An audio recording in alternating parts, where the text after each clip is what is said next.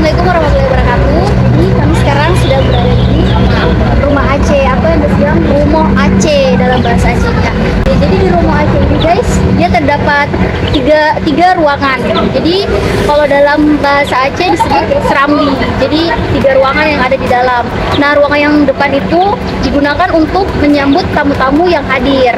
Nah, di ruang yang tengah itu adalah ruang keluarga. Dan di ruang keluarga itu tidak boleh sembarang orang yang masuk di dalam, hanya anggota-anggota dari keluarga inti. Dan memang kalau orang-orang ingin bertamu, mereka hanya dipersilakan sampai di ruang depan saja.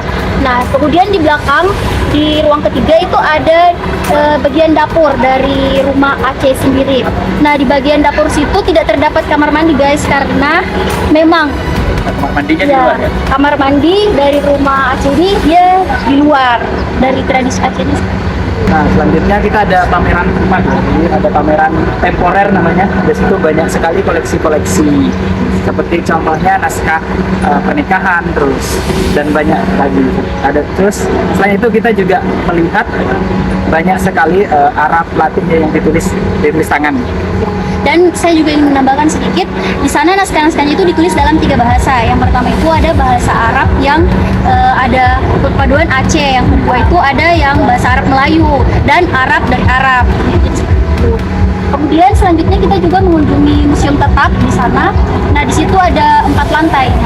Kemudian di situ juga ada pameran tentang fauna, hewan-hewan khas Aceh ya.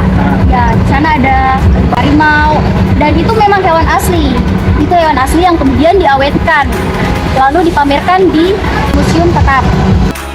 Nah, ini singkat aja yang paling bawah kita ada rempah-rempah yang mana awal mula Belanda itu tujuannya ialah menjajah rempah-rempah daripada Indonesia. Kemudian saya juga sempat tertarik dengan kisah mengenai Cut Nyak Dien, pahlawan perempuan Aceh yang sangat-sangat kekeh untuk memperjuangkan rakyat Aceh, sehingga beliau kemudian dipenjarakan lalu diasingkan dan wafat. Jadi sekian dari presentasi sedikit tentang Museum Aceh ini. Ya, assalamualaikum warahmatullahi wabarakatuh. Ya.